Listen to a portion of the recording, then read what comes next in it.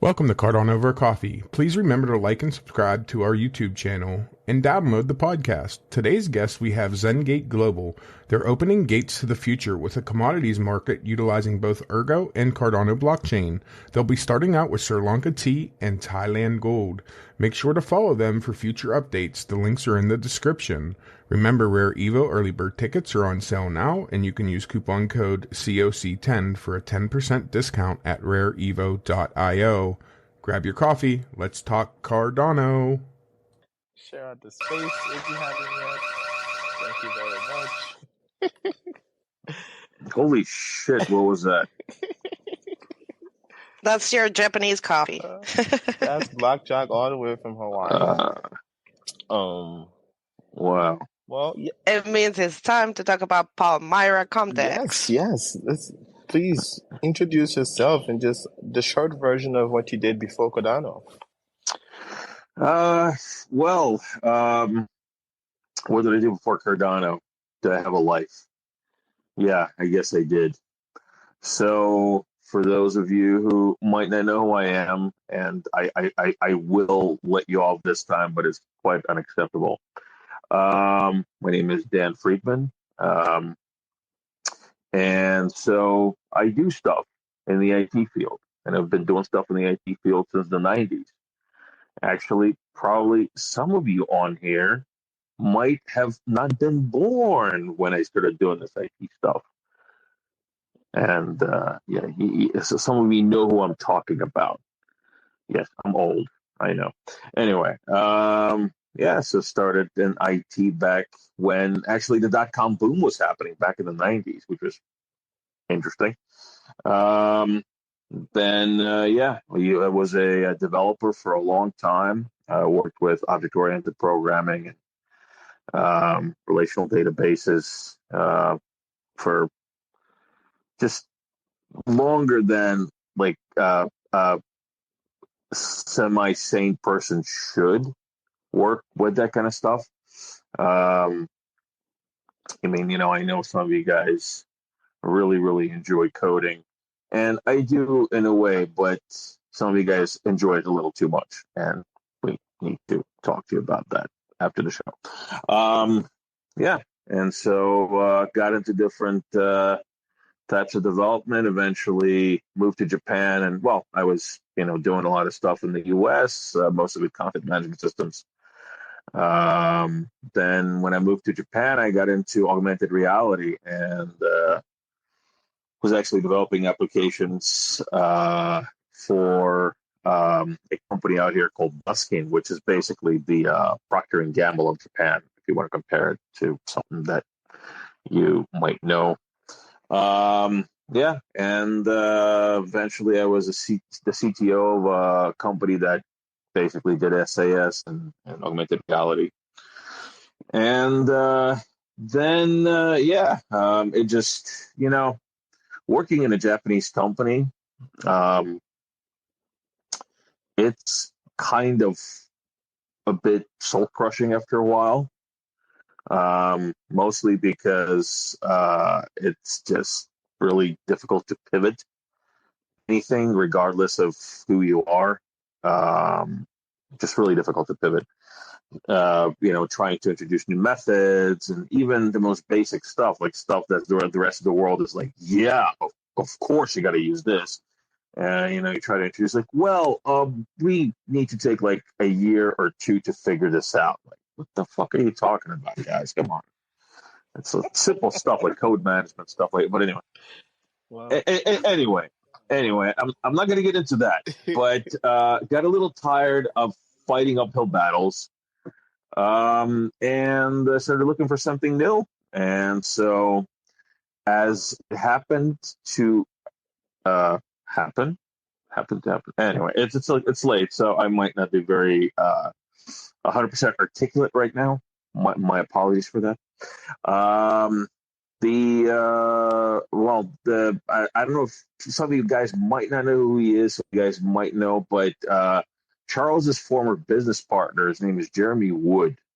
He's actually listed on the IOHK website. If you look at it as the founder of Input Output, was a friend of a friend. And at that point, they were kind of just really starting this thing called Cardano that nobody heard about or knew Cardano. about. And the Cardona that nobody heard about or knew about. And some people knew about it, but it was like Tranche wanted pre-sale. And, they were working out of this share space in Osaka, which actually Sam and I now work out of, which is, coming full circle like 7 years later. I joined, and I was coming from this company, and it was, it wasn't a big company. It was like 35, maybe 40 people, something like that. And they had an office and everything. And I'm just like, you know what? I need to make the next move. This is not going to work out for me. So I go and I interview for the job, which was basically they were going to make me the CTO, which was a good thing they didn't, or I was going to be the project manager for the pre-sale. And so I interviewed for the job. I was going to interview for the job. I come in a suit. I'm coming into this place, and I'm really kind of excited about it, because it kind of looked really cool, and it was blockchain stuff. And I come in, and we have this interview, and we don't actually do it in an office. We do it in a share space in the lunchroom. And then Jeremy comes in board shorts, and I'm sitting there in a three-piece suit, and I'm just thinking, shit, what have I done? But we did the interview, and the next call with Charles, which actually changed everything for me, because, it was a very, this is before Charles, the billionaire, Charles, Charles, like the guy that today, this was still kind of, I have a dream Charles, right after Ethereum Charles. And a lot of things are still the same, I'll tell you guys. Pretty much everything is still the same, just on, if you speak to him one-on-one on personal level. I got to tell you that really, it's the same person that I spoke to 7 years ago. I hear he's faking his age. No, I'm kidding. Well, let's keep the ball rolling then. What should we start? What do you want to start with the chat? Okay, it's your show. Ask me anything. Well, let's that has to do with let's talk about Sam and find out who he is, right? Because he's part of the team also. So let's find out what he does. Yeah, what do you do, Sam? Hey guys, I won't give a 10-minute intro, but my background is in the management consulting space. So I worked at a company called Oliver Wyman for a couple of years. And there I was spending a lot of time working with some of the largest banks and insurers, mainly in Australia, but sort of more broadly towards the end around in the Asian markets and in America as well. And then sort of outside of that, I spent a fair bit of time before crypto thinking about like insurance technology. So I'm probably one of those like young guys that are into insurance for some weird reason. And so I was basically working on digitizing a bunch of legal contracts. So I was coding up these like product disclosure statements and trying to make it easier for people to get their money back when they filed a claim. So I did that for a little bit, and then thought, it'd be cool to build something like that into the blockchain space, but never got around to it. But fingers crossed we might with Palmyra, because insurance is sort of a key part of it. And then I've also spent some time working in the fintech and payment space as well with some startups. So that's my background. I'm the COO at ZenGate, and I've been working with Dan. And we started this company last year. So I'm super excited to be here. So hopefully that was short enough. I'm sorry for you. I feel very bad. No, I'm kidding. So what is ZenGate? No, you're not. Why do people keep saying that? why does everyone keep saying that? This will help people answer that question for people. What is ZenGate? Like, what is this company? Where is it registered? What does it do? I'll let you take that one. Yeah, you let Dan take that one. So ZenGate was originally born out of basically the necessity for for more mass adoption of the ERGO ecosystem and the ERGO blockchain. Some of you know that I am the strategic advisor to the ERGO Foundation, and I've been working with them for over a year now, almost a year and a half, of like mainstream adoption. Which just like with any blockchain, but especially with Ergo, there's so much great tooling there and so much great talent there, but I just don't think it just really is getting even the same commercial kind of adoption as Cardano is getting right now. And so so I decided to start kind of the unofficial commercial arm of Ergo. And so the company got registered in Ireland. So I'm Irish. Well, I'm not. I'm actually a Ukrainian Jew, but the company's Irish. Started kind of building up different ideas. And so the three ideas we finished with were basically the main idea or the main concept that we came up with was a tokenized commodity DEX that dealt with physically settled commodities. And so essentially, the concept here was, and this is, of course, a hell of a lot more developed right now, but the original idea was, I know you guys like NFTs, all right, but NFTs can do more than just JPEGs, and you know that. And so we really started to think about, what robust use case can NFTs provide? And this tokenization of commodities and real world assets, RealFi, really just makes so much sense because it's really the technology is just so perfect for it. And so this is where the idea of the Palmyra ComDEX was born. Was basically kind of what if we had a marketplace, an NFT marketplace, but instead of trading monkey pictures, you can actually trade real world commodities. Oh, and by the way, how about we add some things like traceability or digital identities to it? And how about we add something like fractional ownership of these commodities, trading floor? Essentially, a lot of the tools that already are in place, but really just kind of tying them in with real world tokenization. And you just really open up all of this great potential for what the technology can do. And so that was where ZenGate was born. ZenGate was born out of the necessity of bringing commercial adoption to the Ergo ecosystem, and of course utilizing Cardano as well as other technologies. But of course, Cardano is very close to my heart as well, since I was instrumental in launching it. And Palmyra just made sense. I was right there with with the core beliefs and the fundamentals that really got us into this ecosystem. It's got it would have a lot of impact in emerging economies. It could basically provide opportunity inclusion and provide opportunities for emerging economies and commodity creators to leapfrog, by using these technologies. So that's it in a nutshell. And why Palmyra as a name? Yeah. So, see that there's a bit of a mythos behind that. So Palmyra, okay, I'll give you something. I'll give you some hints. Palmyra has to do with something that was very close to being my childhood. It has to do with a place of commerce, a place of where, it was one of the first real free marketplaces where you could almost buy anything and everything that I experienced in my life. It was called Palmyra. And so I thought that the name would be really fitting with this marketplace.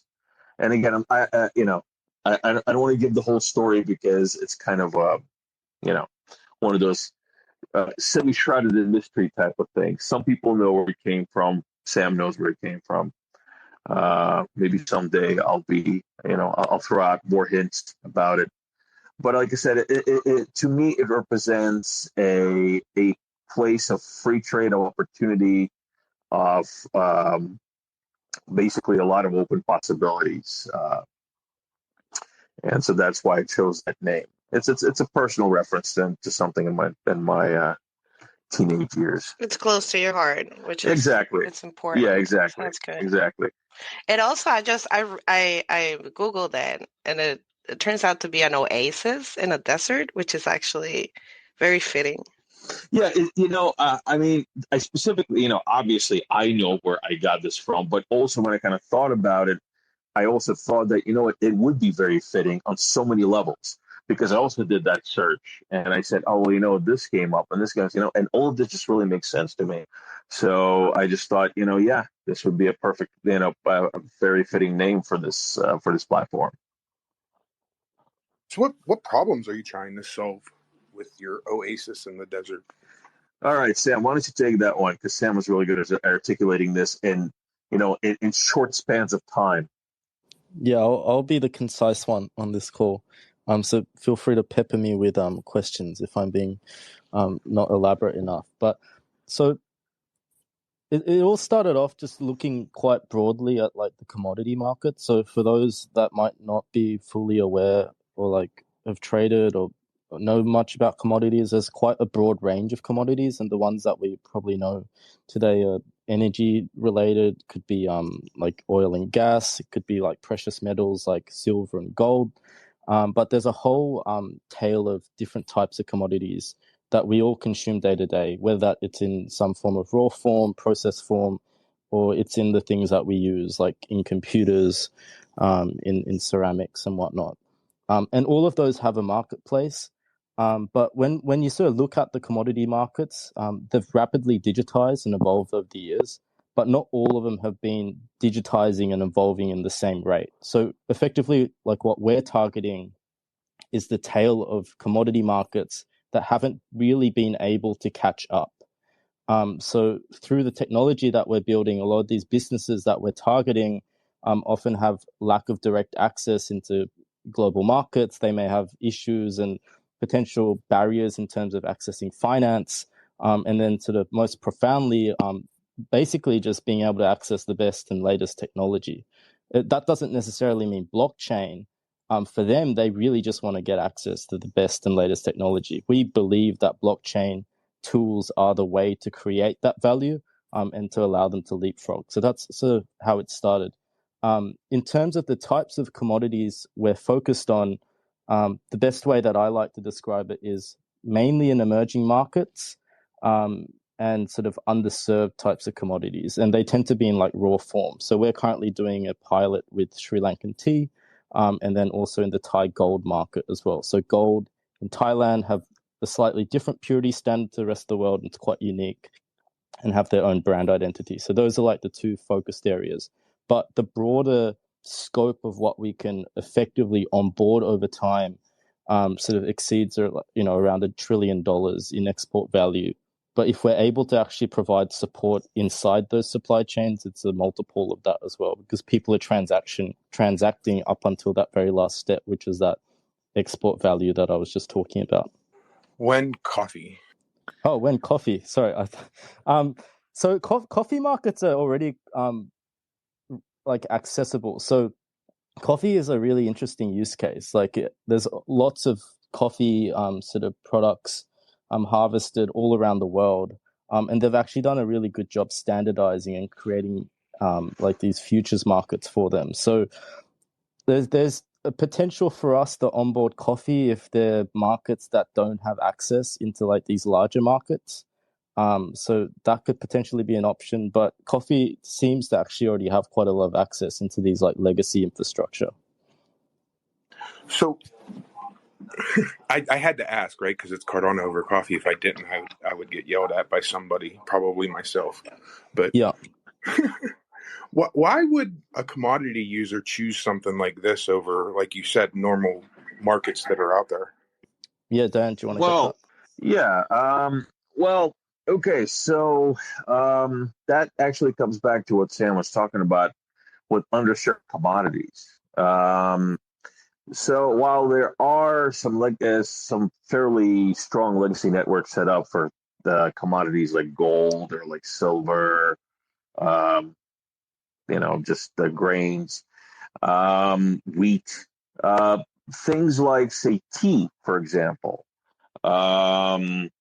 even some coffees, soybeans, all these different commodities, even wine, all these different commodities that have that haven't been really standardized and have varieties, right? They have subsets, don't have the same access. And so, for example, there is no T index. And the reason why there's no T index is because there have been several attempts to standardize the T, different T types, and to basically to be able then to commoditize them and create futures contracts for them, but it's just not been successful. And so what we are, first of all, I mean, we're also thinking about it in, outside technology. So it's not going to be solved by technology. There's still a lot of logistical work that needs to be done. These standards need to be agreed upon with the parties that are setting the prices and doing the trading, which is what we're doing in Sri Lanka right now. But also the technology itself would help really create a infrastructure for this and streamline the process once these standards are established, so that you don't have to try to plug it into the legacy ecosystem, right? So it'll have its own infrastructure. And so to answer your question, why they would come to Palmyra is because there is no other place that has it. Palmyra is going to be the first one that'll have these. It will have tea. It'll have other different commodities that we're working with. We're working, for example, right now we're working with a Thai gold exporter. And while gold is the standard LBMA pure gold is available for commodity trading, Thai gold has got its own purity that is unique. Thai gold. It's the way they smelt the gold, is the way they create it, and it's very widely used in jewelry. And so this particular gold cannot be traded directly on a commodity exchange. And so what we actually do is we create a market for stuff like this, for something that's more of a, like I said, an underserved commodity. And again, that's why they would use the platforms, because this is the place to go for these commodities, or will be the place to go for these commodities, because they are underserved by the legacy markets.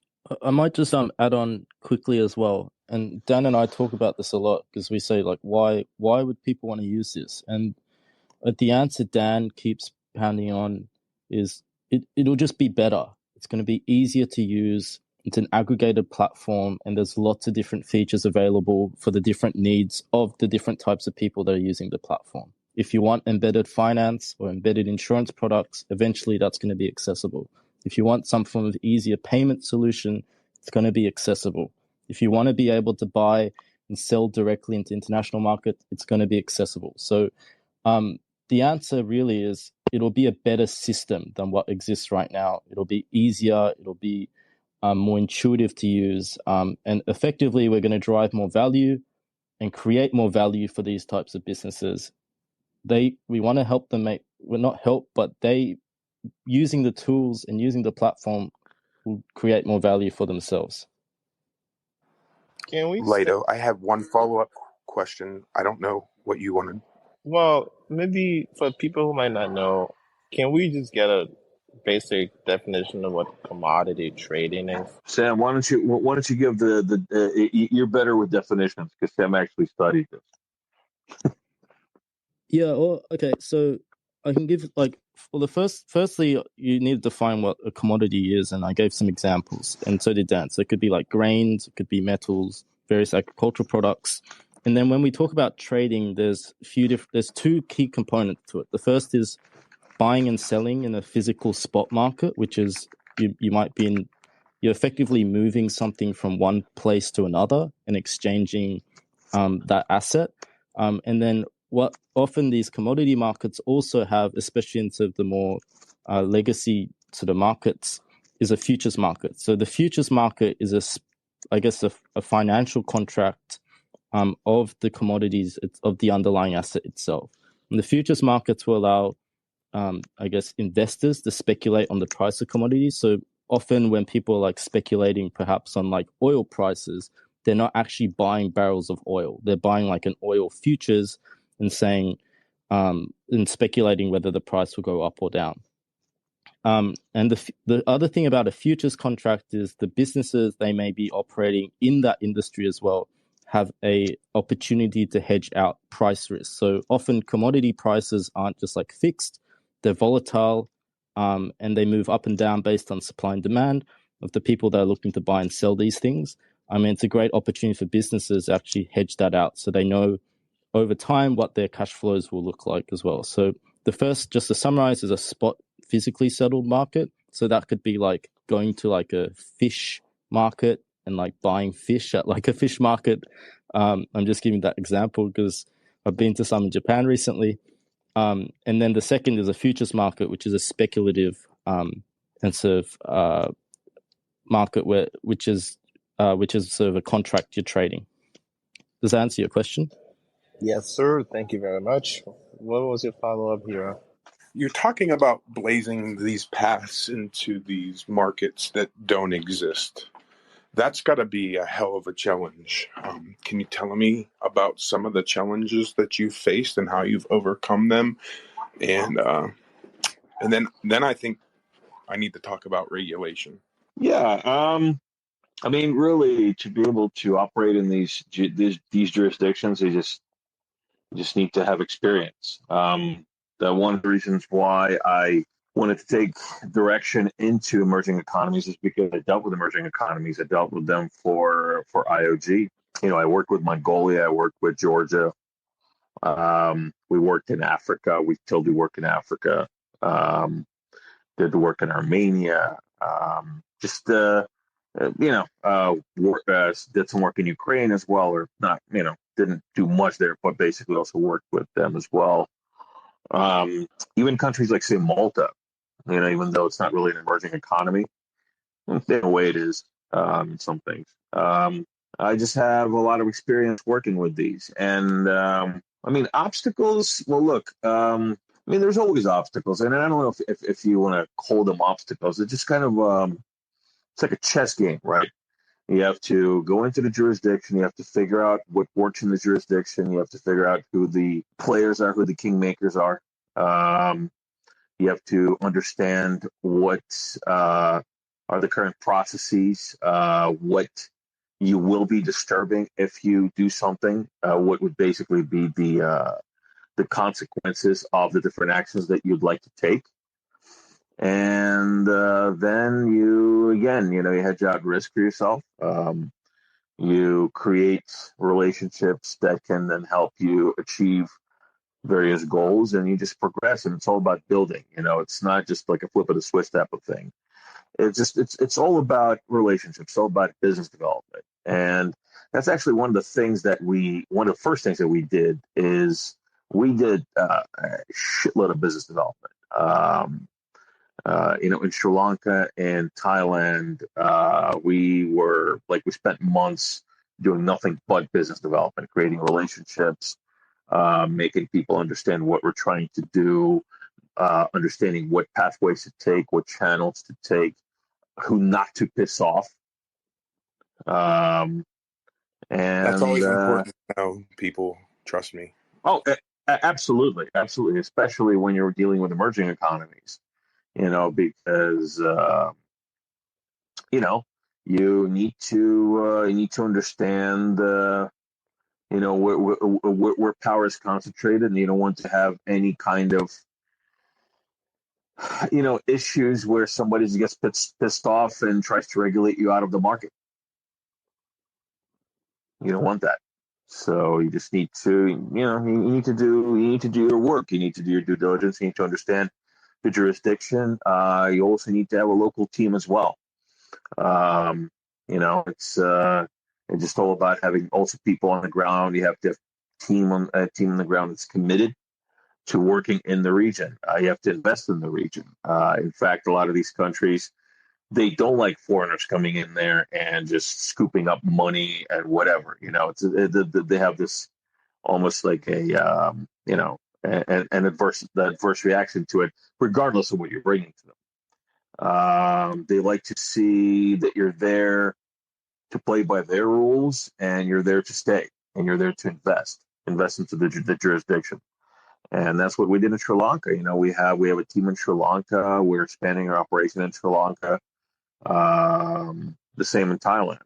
And so, that's it in a nutshell, really. Awesome. I think I think we're like kind of midway through the show, and if I don't let Cook Time do the mid-roll, Jenny will beat me with a stick. So we're going to take a little break and let everybody kind of get up, do some jumping jacks, some push-ups, go get a cup of coffee, a beer, and we're going to hear some important information from Miss Cook Time. Absolutely. So thank you everyone for listening in so far. This is Cardano over coffee with the Wednesday crew, which is Lido Nation, Jenny, and myself, Cook Time. We have shows and episodes every day, Monday through Friday, from 2:30 p.m. to 4:30 p.m. UTC. And aside from Twitter Space shows, we provide so much more content and information and resources all in our bio. So if you just check out our link tree, we have an available scheduler if you are a project that are interested in coming on the show and being scheduled.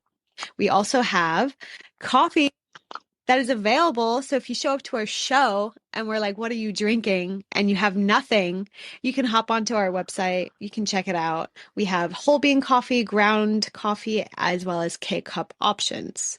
Other than that, this is something we say every show.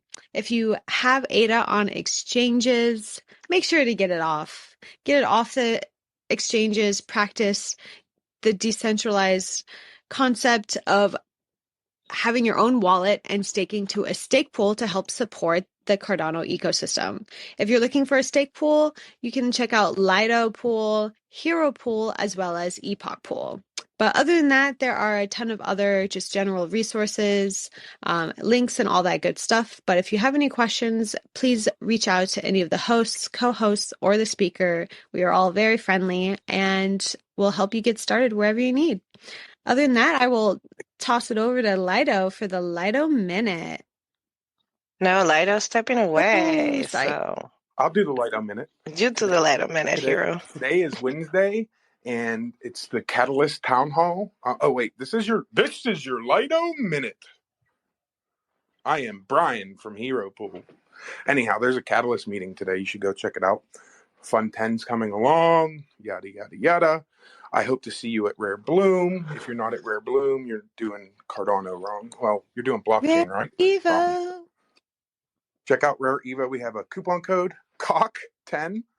COC, COC 10 is the discount code for 10% off the early bird tickets. Check that out.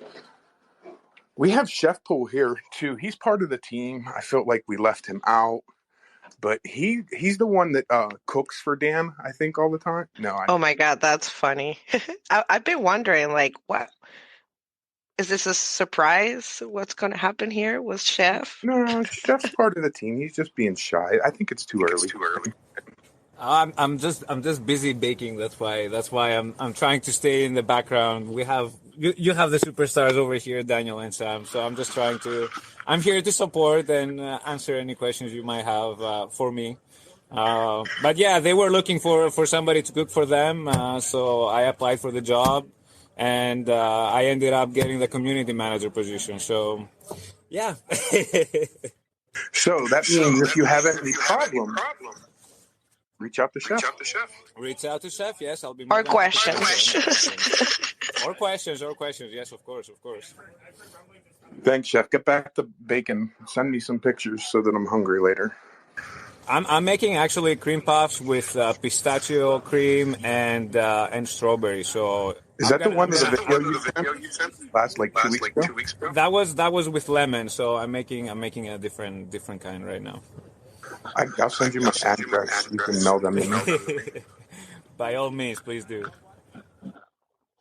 Stop that. I'm already fat. What are you doing? Me too. But have you seen what he cooks, Dan?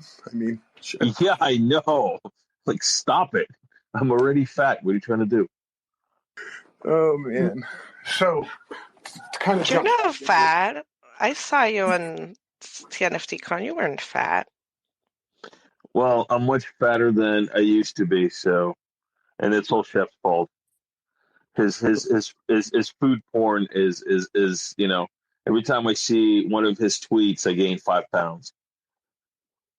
That's my life.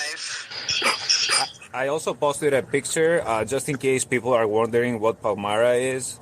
I put it up on the space here. So if you guys are wondering what Palmyra is, there is a picture there for you, and you can get all the understanding. Palmyra International Grill, nice.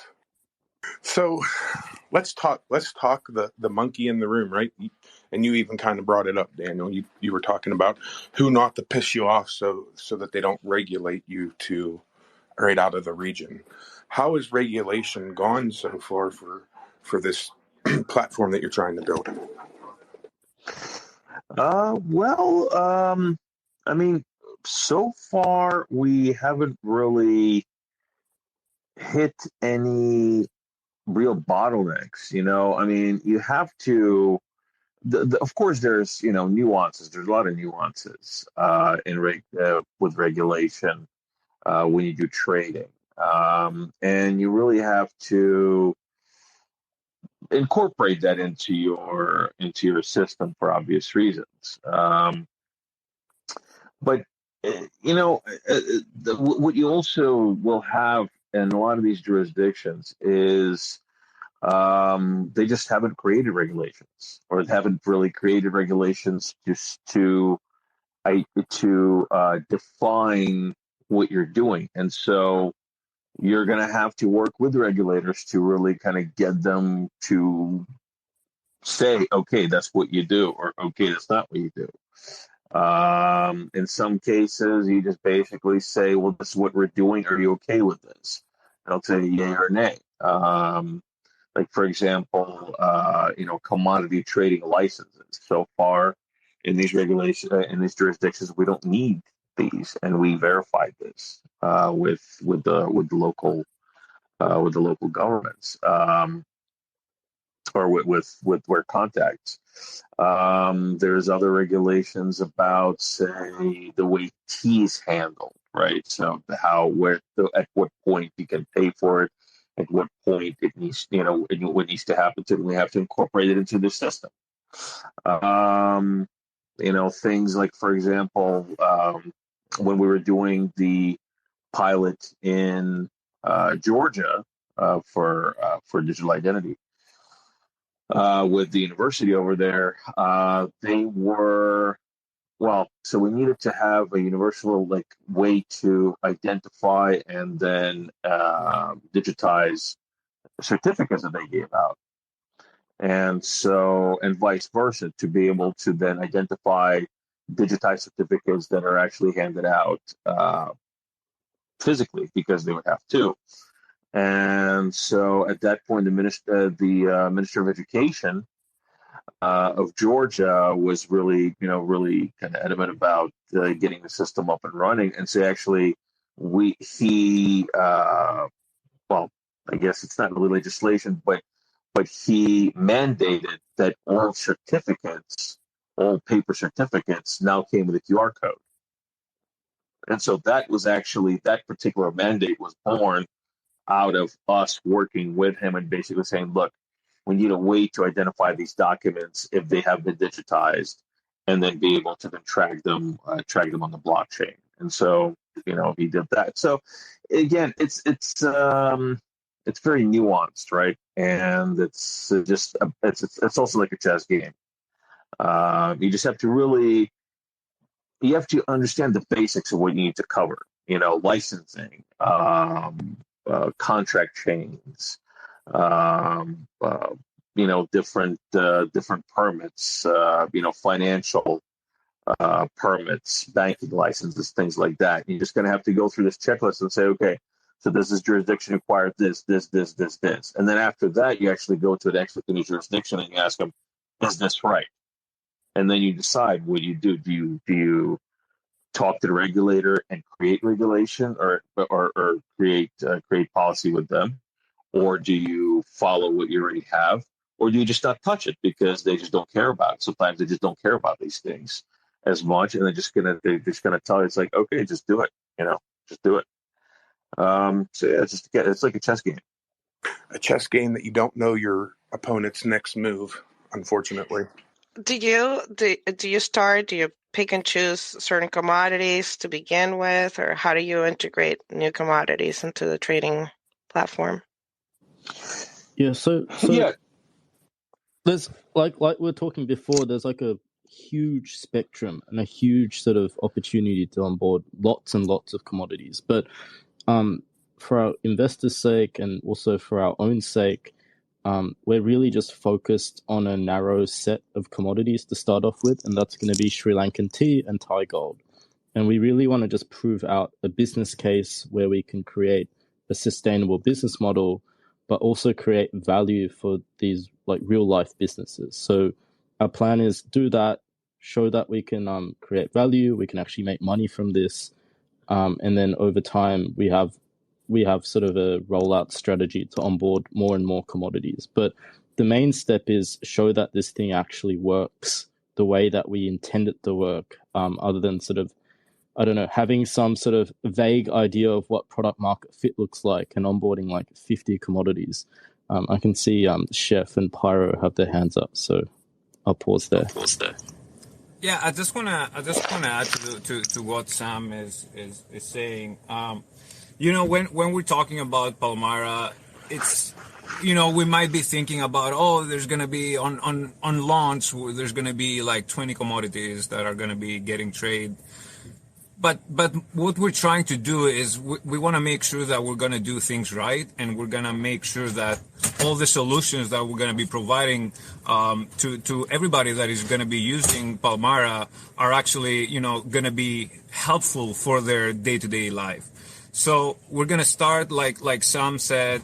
We're starting with Sri Lanka and tea, and we're also going to do in Thailand with gold. And there's going to be a process, talking with everybody on the ground, see their needs and how exactly we can cater that to them. And slowly but surely, we're going to start opening up for more commodities as well. Awesome. Thanks, Chef. Pyro, did you have a question? Yes. And I'm still trying to wrap my head around this product. Is this a commodity trading platform, kind of like a Norwegian boat sale? That's a joke, kind of. But like, is it when I buy tea, or when I buy Sri Lanka tea, am I buying the synthetic of Sri Lanka tea, or can I have a tea shop here in Washington, Seattle, with Sri Lanka tea on the blockchain? I mean, Our intention is that these are all physically settled. So if you're buying in the spot physically settled marketplace, you're going to be getting a physical shipment of tea, whether that's 5 kilos or 50 kilos or half a ton, depending on what you order. There's no sort of synthetic stuff. Like Dan and I have been talking the last couple of days about these like forward contracts, right? So these aren't synthetic. Like these are preset contracts which specify a date for a maturity date and also a price and sort of quantity as well. So like ultimately, like these commodities need to be consumed, whether it's tea, whether it's coffee, or whether it's grains. Like these are either consumed or they're sort of inputs into other things. They need to actually move around the world. We can create things to speculate on, and that will be possible in the future. But ultimately, we need to create something that people actually use. So this is kind of like a marketplace, a wholesale marketplace, kind of like Alibaba with the blockchain on top of it. Well, it's not exactly like Alibaba. I mean, it's not like eBay for tea. It's basically an aggregate solution here. What you have is a place for a spot market where you actually can attain the actual product, right? And there's different ways of attaining that product. And the way you attain that product is actually kind of built along the lines of what the actual industry is already used to. So one of the ways we integrate commodities into Palmyra, or will be integrating commodities into Palmyra, is so we try to preserve the nuances of the trade once we integrate them into the UX. So basically, the people, the commodity buyers and sellers that have already been using the legacy process, when they start utilizing Palmyra, it's going to be familiar to them, the process. And so there is different grades of what you can do. Yes, you can speculate on it, right? So there's going to be an actual trading platform where you can speculate on fractional ownership and the futures contracts based on those commodities. But ultimately, as Sam said, the end result is not to have this commodity sit somewhere in a warehouse, but to actually address export and import markets and to increase export and increase production of these commodities. So essentially what we're doing is we're creating a wider market for Sri Lankan tea through this platform that will give them access to more buyers, and will in turn basically let them sell to a wider range of people and sell more product. So my last question, obviously I'll yield to Session. So Wait, when did you get to pick who gets to I have? know, right? It's funny, Pyro.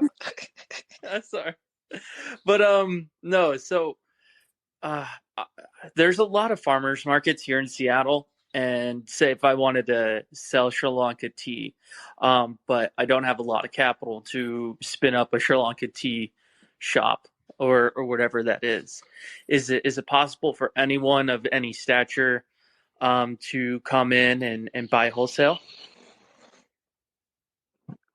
I mean, the idea here is yes. Essentially, this will be open to anyone, that wants to buy it. Now, of course, there's going to be minimum amounts, so you can't go and say buy a kilo of tea and expect for that to be settled. So it depends on with the commodity, of course. But there are minimum lots that we agree upon with the actual with the traders, with the industry that we're working with. And besides that, there's also networks set up. Like for example, with Sri Lankan tea, there's already a buyers and a brokerage network set that they utilize that will then be incorporated into Palmyra. So you don't have to necessarily go on the platform. You'll have visibility of the platform. And you can say, go to an already established broker, and you can say, okay, I want to buy from this factory, and I want to buy this tea, buy it for me. So it'll be kind of like almost like a proxy purchase. Or you can buy directly. But again, you have to be able to accommodate the lot size. Pyro, I hope that answers all your questions because you've run out of your word count for the day. Congratulations. Anyways, I had a question, but I lost it. So,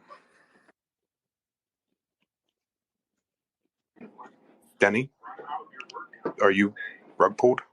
I think Jenny's rug. Go ahead, Session. Ask your question while I think of what I was trying to answer. Yeah.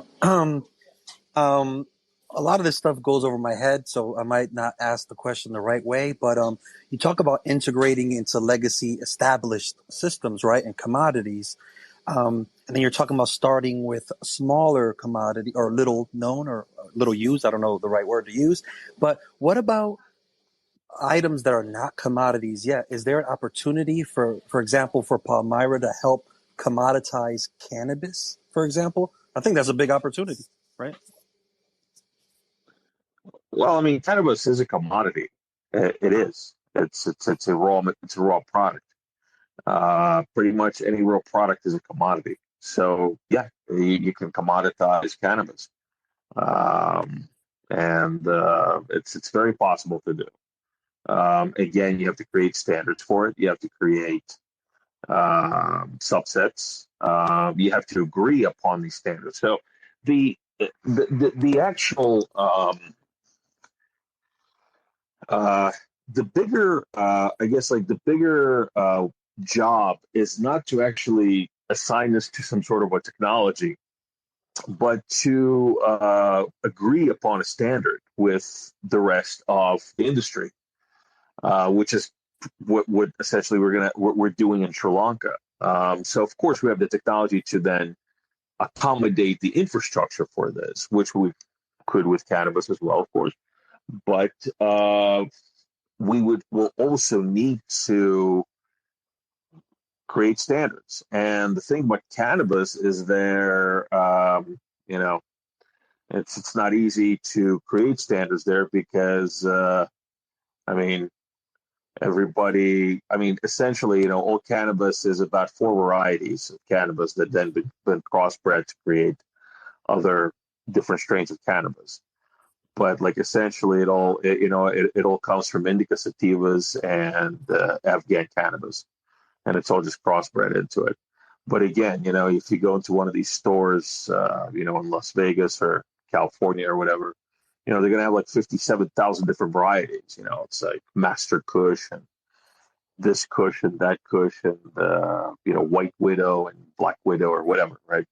And so you need to agree upon, okay, that's a real standard. Like that's actually, like, Afghan is the real stuff, but like, White Paprika Widow Kush is just a bullshit name because it's actually a mix of this other one. So that's where the hurdle would be, is to actually go to all these different places or to all these different manufacturers that are growers and say, okay, these are the standards. This is what you standardize. The rest of it is just branding. So Dan knows your Kush. That's good. Oh, I have no idea about anything that was Sam. I heard it was definitely Chef Pool. Chef, okay. that's it. I don't know if I should be concerned that he knows all of this. I could say the same thing for tea, but not cannabis, that's for sure. I have some questions, more into like the tech side of things. Do you need to ERGO? Do you need the Cardano to participate in this? How does that look like? Right. So, what we're planning to do is we're planning to utilize ERGO NFTs to tokenize commodities. And so essentially we're going to be minting NFTs on ERGO, and then we're most likely going to be using something like the Rosen Bridge to move assets between Cardano and ERGO, and then maybe utilize Cardano for things like traceability or DIDs. There's also probably going to have to be we're going to have to make a roll up on ERGO to be able to accommodate the throughput that is going to be needed for this system. So of course, ERGO we need, Cardano we need, and a lot of things in between. No Solana? And you're boarding people right now, like the people that you're working with, testing the system. How's that working? Well, right now we're actually we're still building the backend infrastructure. Or designing the backend infrastructure. So we're still talking with various people in the ecosystem, the builders in the ecosystem, about building out the backend and how that's going to look. What we have right now is the UI and some of the components that we can utilize for different parts of Palmyra, like traceability components, authentication components, things like that. So it's not at MVP stage just yet. So that's the whole thing. Where right now we're also working out the business process. And Sam and I have been really working on it hard the past few days to try to figure out, okay, so what do we deploy first? Because this is a very large, very kind of a big vision. It's a big system. It's a paradigm shifting system. It's this platform is going to change the way these commodities are traded and treated. And you can't just expect for all the stuff to happen overnight with a flip of the switch. You're going to have to roll out different components, different eras, just like with Cardano in a way, and introduce new and more functionality. And so that's what we're doing right now. We're settling on our first batch of functionality and what that's going to look like. Let's hear for some hands. Who's got a hand first? Holly Macaroni? Is that you? I don't know. I'll go real quick though. I'll preface my thought with I've had terrible audio issues this whole time, and I had a meeting in between this too. But so this has probably already been commented on. But And I also heard, I think I heard you mention the commodities. You'll start out with the two commodities, but I have a small farm, and I know a lot of people do, and I could really see how it's kind of an exciting thing to learn more about, because I could see how, years down the road, this could be a very useful thing for people like that, where you're in certain communities that by the nature of them, it's hard to trade, right? I guess, for lack of a better way of putting it. So seems like a great idea for things like that, right? But thanks.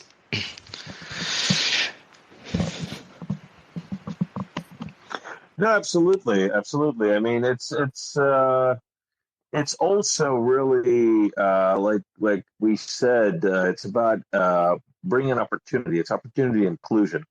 And so where you might have been, whatever you grow on your farm might have been hindered by the lack of infrastructure that these other legacy commodities enjoy. Palmyra will bring, and so you'll be able to utilize infrastructure to expand your reach, expand customer base, bring your product to a wider market, and also utilize the tools that are the disposal of the legacy commodities. I think Fox Labs was next with a hand up. Yeah, apologize if this has already been discussed, but I'm interested in how your solution might overcome the layered markets that we tend to see in Africa and other global south economies. When you think about the starting point of a crop being a small landholder farmer, it's not really practical for him to sell directly to a superstore or to ship it across seas. So there's a number of intermediaries that work with the farmer to aggregate up to a volume that is interesting to the higher market. So I'm wondering how your system impacts that kind of layered hierarchy of purchasers. Yeah, Sam, do you want to take that one? Because that's actually something we've been working with closely in Sri Lanka. Yeah, so like our platform is really meant to be inclusive across the entire set of stakeholders in a supply chain. So that doesn't necessarily mean we're only focused on exporters at the very end of the supply chain. So like we're actually focused very much, at least in Sri Lanka right now, with the factory owners and the farmers. So for tea, there's a few different processes. You have the farmers who basically buy seeds, harvest the crop, and then send that off to the factory. So that's like the first transaction point and sort of interaction that you have. There's a lot of stuff that they're looking for us to basically build out for them. So there's a lot of features we can build. And then that tea is then processed, and then it's sent to the brokers. And the brokers effectively aggregate a lot of stock and participate in an auction, sell to exporters, and then the exporters sort of ship that stuff internationally. So there's a lot of different actors in these supply chains, and there's a lot of gaps and opportunities for us to help provide value to them, and that's what we're going to be doing. We're not excluding anyone. We're not proactively trying to undercut or sort of disintermediate some of these things. Like they've been around for over 100 years. There's a good reason why, and we want to effectively support many of these processes which are sort of value adding in these places. Okay, I see. Yeah, thanks a lot. Looks like you're doing some great work. Kevin? Hey guys, can you hear me okay? Yeah. Hey, so how do I ask this without sounding like an idiot? So somebody earlier in the session had said something about why or what problems does ZenGate solve or Palmyra solve? And it made me think about like user interface. So like, will the platform have the ability, like after you onboard a bunch of more commodities, you'll be able to like quickly swap between commodities? So you'll be able to like trade tea for gold and then the token is going to like interact with that. You get what I'm saying? Yeah, Sam, do you Yeah. want to take that one? I was waiting for you to. Yeah. So, I guess so for the people that are like looking to buy and sell bulk of these, like they probably don't have much. Okay, this might be presumptuous, but someone that wants to import like, I don't know, like 100 kilos of tea is probably not looking to like quickly buy and sell and swap that for 100 kilos of gold or a kilo of gold, whatever the conversion is. But for those that are speculating on these assets, because these are effectively tokenized real life assets, these contracts will be sitting on chain. This means you can easily swap between ADA, into sort of like some form of gold forward contract or into some sort of T contract. And that process itself should be pretty seamless. I sort of think about it in the same way, like if you go on an exchange or a DEX, you can easily swap different cryptocurrencies. There's no reason why you couldn't do the same thing, because these are markets that you're effectively entering into, and if the demand and supply is there, you can move from one asset to another seamlessly. Yeah, I mean, I just kind of wanted Sam to take that one because he's, I've spoken a hell of a lot more than he has, so I just let him speak a little bit. I think I've answered the same amount of questions. I think I've just spoken less. I'm going to go with what Sam just said, Dan. Sorry.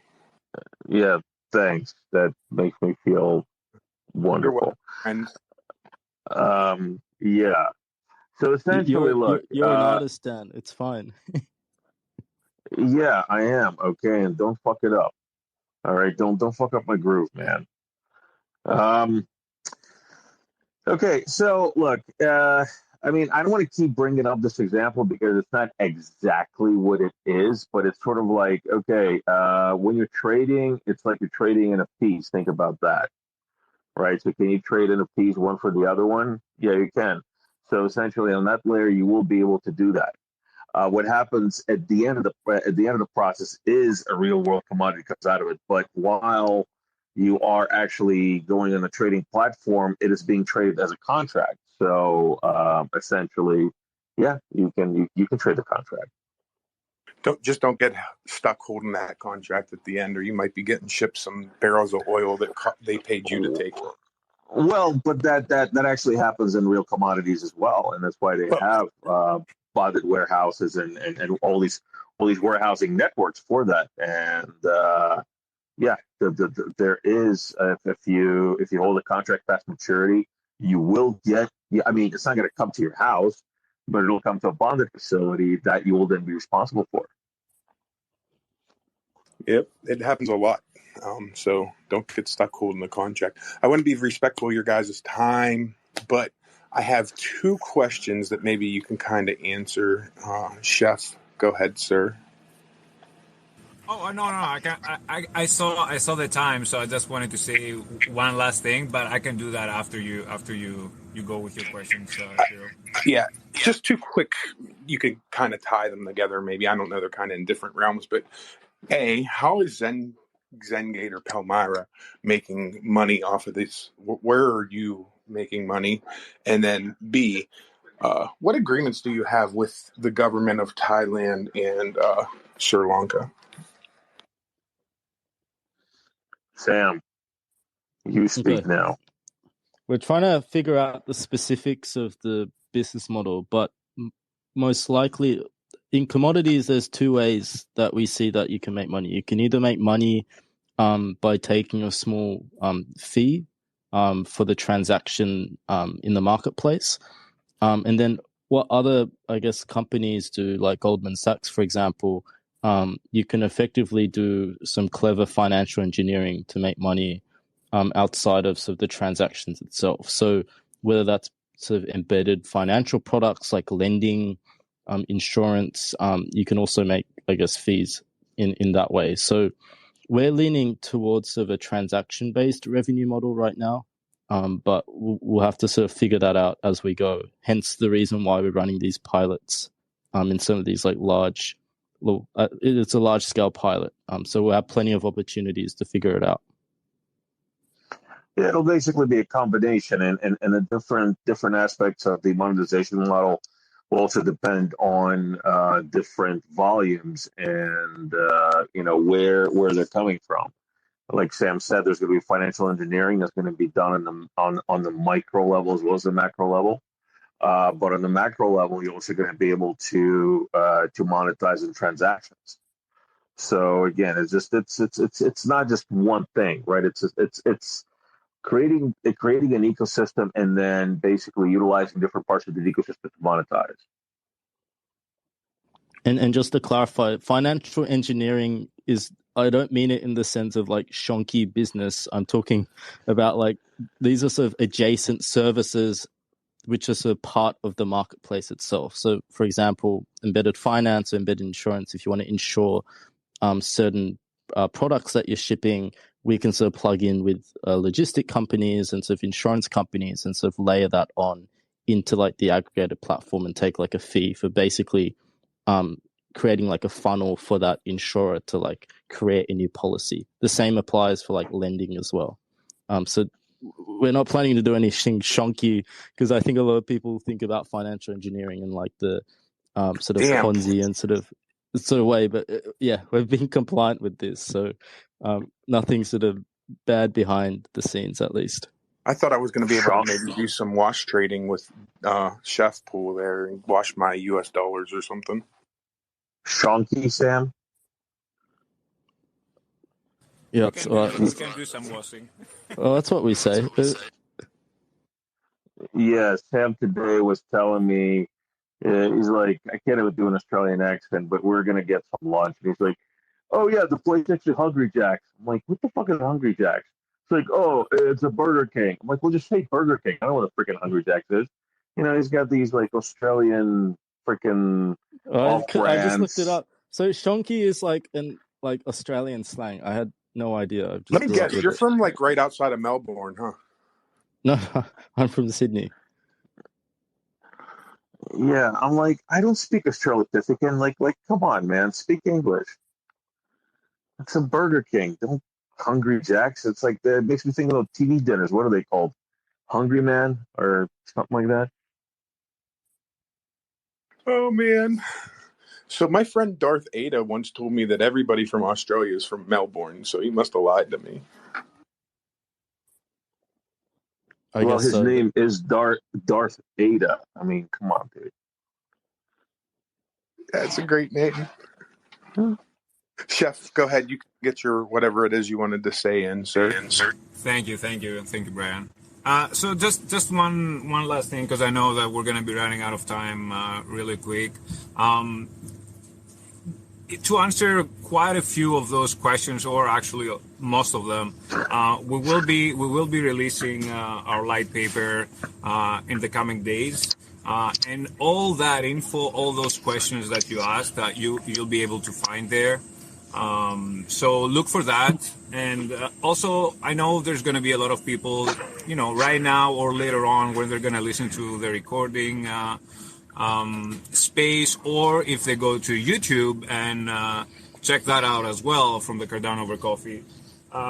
Feel free to join the Discord and communicate with us. We're always active, and we're always happy to answer any questions you might have. If you are from a country, like Greece, for example, I had people asking me about olive oil and how can we, use that. Put that on Palmyra ComDEX. So there's a lot of conversation, a lot of discussion. So feel free to join the Discord, and feel free to reach out to either Sam, Daniel, or myself. We're always happy to answer any questions that you might have. Thanks, Chef. Remember to put those on dry ice and just mail them right away. My address is in your inbox. Yeah, so just read the light paper so that you don't think that ZenGate is chunky. Thanks for listening to Cardano Over Coffee. We'd like to thank our guests, Dan, Sam, and Theo from ZenGate Global team. And remember, you can support the show by staking to either Lido, Epoch, or Hero Pool. Remember, we'll be in Denver, Colorado, August 24th through 26th. Tickets are on sale now at rareevo.io. Use coupon code COC10 for 10% off. And remember to like, subscribe, and also tweet out any YouTube video in the month of February for your chance to win one Clayverse plot. Thanks for listening and have a great day.